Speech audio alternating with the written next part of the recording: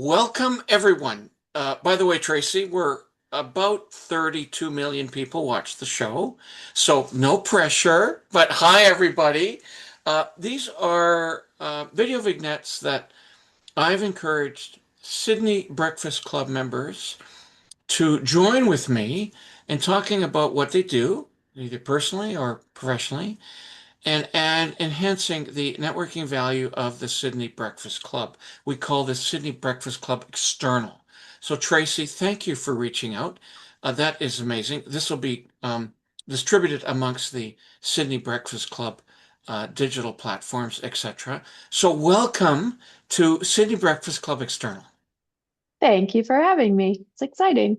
Yeah, absolutely. So, you've been to a few meetings, right? Yes, So, many you've over the years. right? And so Yeah. it's interesting how this thing has evolved from being by the airport, a sort of a little community gathering, to now a larger community voice. And I think that's in large part because of a lot of what's happening globally and the anxiety and the pressure and the nervousness and the uncertainty of running a business. And folks want to, at the very least, come together, talk about it, understand where there might be business opportunities, and share in how they're feeling about running their business these days. You operate a business that has a critical role in helping people with that. Why don't you tell us about that, please? I will do my very best. I always like to say that my clients best describe my role because it's much more accurate because with every engagement, it's so different. It's a different aspect of what I bring to the table. But basically, what I'm doing is I work at the intersection of like um, communication, culture, relational dynamics, and I've developed this niche boutique business over 20 years. It, basically straddles psychology, neurology, neuroscience, you name all the ologies of it. Yes. Uh, it's seated in master certification coaching, but definitely takes lots of twists and turns as I've built education to support the team dynamics necessary to operate in exactly what you're describing. And we're in a different iteration of that, which is a very rapidly turbulent changing atmosphere. So I come in, get up and underneath teams, sometimes founders, depends. Uh, and we do the work that's necessary. And it's about innovations, it's about reorganization of thinking, perspective, intuition. Yeah, it's pretty fascinating work. Very You help biz privileged to do it. That's fantastic. So you help business owners and employees work Yeah. through issues that stop them or hurt or slow them down from being efficient, productive members of that business. That's And pretty cool. innovative too. I think that's Yeah, a big key. It's, being able to imagine a future beyond where they currently are. So that's a huge part of the work also, which is easier said than done when you're experiencing anxiety and stress and burnout and things seem hopeless. Yeah. yeah, So, exactly. mhm. Okay, so let's say someone is in that position and an owner, and they're, these are not easy things to admit No. that you're going through. They're not easy things to admit in a personal relationship, vulnerability. So how does someone start with you? Like, how does that begin so that that vulnerability is easier to overcome? Yeah, it's a really great question. So it's logistically pick up the phone, or if that seems confronting, it's an email. Most of my clients over the years have come word of mouth. It's, one leader tipping off another saying, just call her. They can spot whatever it is in the leader, founder, or even the team itself. And then we have an exploratory conversation and I'll determine needs and fit. The cool thing is that even in that initial connection, there's an exchange of something that's usually of big meaning for the leader. So even if they don't engage, there's something that they That get even from the there's some exchange. value from that call. Yeah, yeah, for Um, sure. and so, Yeah. is there a demographic profile that you work with? Do you work with people locally, nationally, internationally, certain size of company, or do you work with all? Yeah, it's a really good question. I have worked with all. I've worked in metals recycling. I've worked in aviation. I've worked with food product. I've worked in family-owned, multi-generational businesses with many umbrellas and arms to it. Hmm. So I would probably hone my answer, so I'm not super long-winded.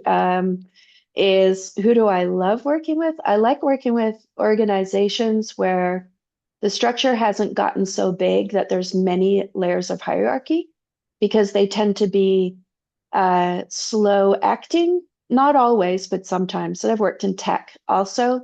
So I think, yeah, the size of the organization is usually in correlation to how fast the organization can implement change.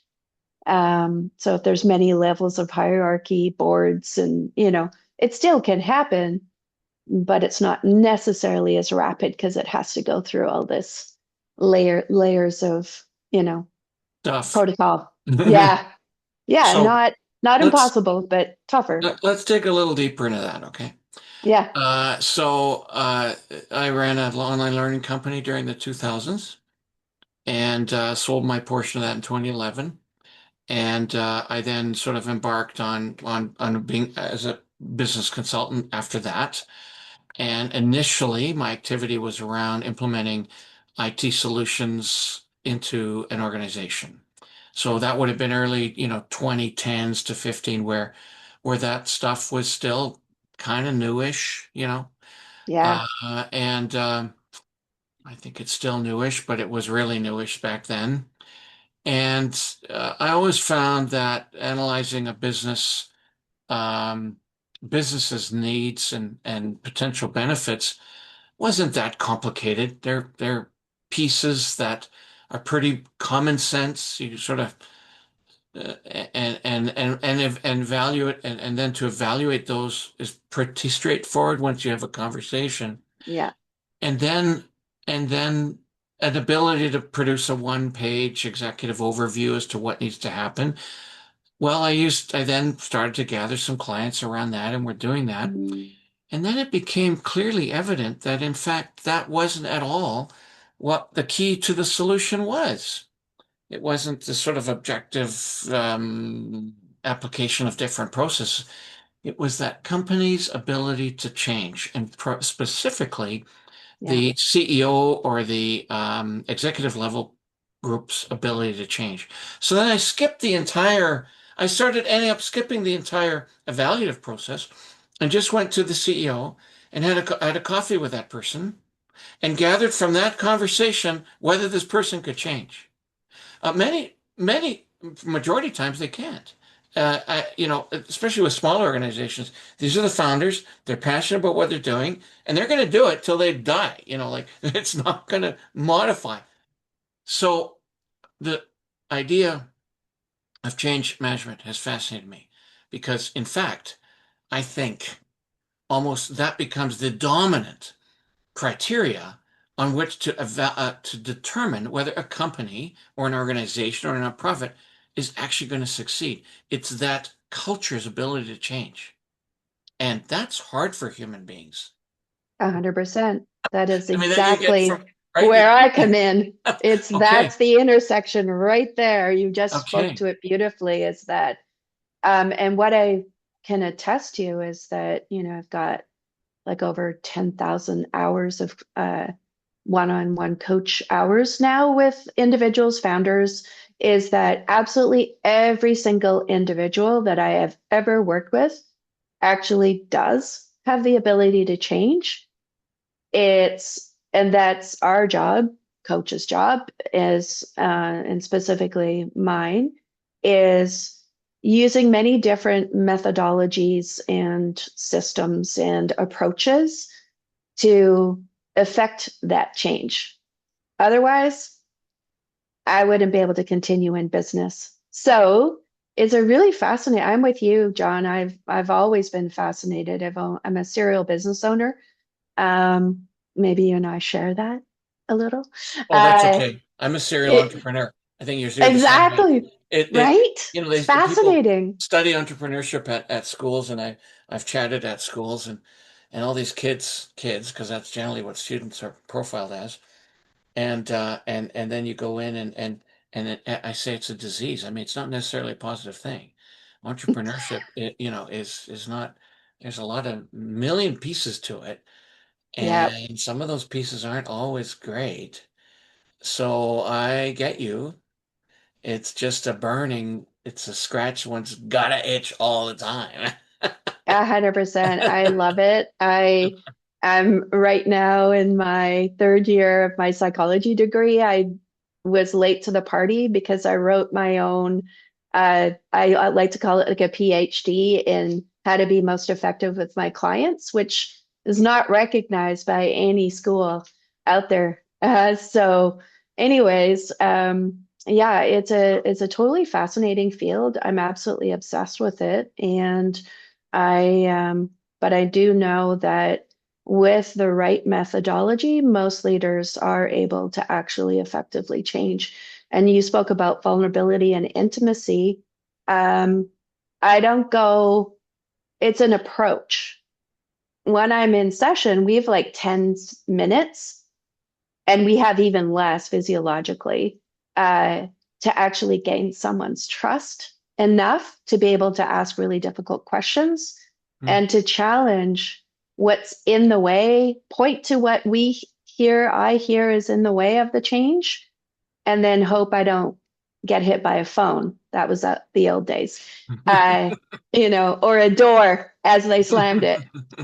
It's fun. It's fun though. I use humor a lot, so I'm glad you're laughing. To do this kind of work, it's about knowing the nuance of, you know, when to come in with some humor and lighten it and take the intimacy up a notch, and when to go back in.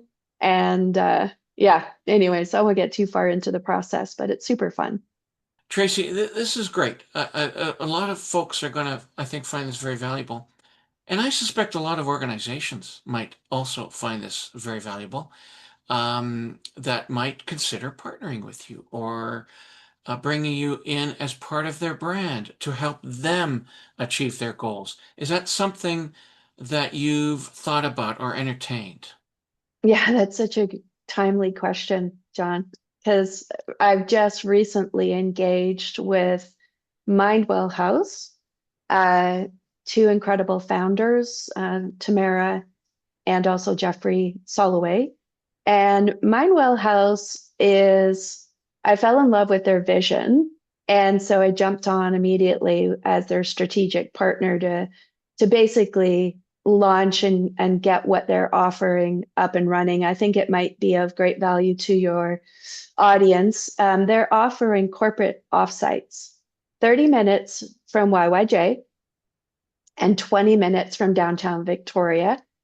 And what makes the space unique is that they have basically 10 acres of beautiful forested um, walks and trails, private. And they also offer this incredibly beautiful offsite meeting space that you can actually book. It's perfect for a smaller team. I would say eight-ish, but we can, talk about how many. And they offer a physiological reset. So it's a thermal experience. Hmm, hmm. And so basically it's, less talk therapy and more about physiology. Oh, Tamara wow. is an occupational therapist and Jeffrey has a PhD in mindfulness. And so I'm getting up and underneath this project. I'm going to be hosting my programs there. And I really want to boost what they have on offer. There'll be more to come on this, but Oh, it's that's so so beautiful. It's well. incredible. For Yeah. sure, we'll have contact information in the notes. That is Awesome. very exciting. Wow. Um, Yeah. okay, well, once again, thank you for um, contributing to Sydney Breakfast Club External, and for folks to be able to just watch this interview at their convenience, at sort of their private place. And I hope a lot of folks who are struggling with today's business environment reach out to you, Tracey. Boy, do we need it. Thank you so much. Thanks for putting this on, John. I love that you're such an advocate for this kind of work and everything that you do to contribute to our community too. Much Thank you. appreciated. Take care. Yeah. Thanks.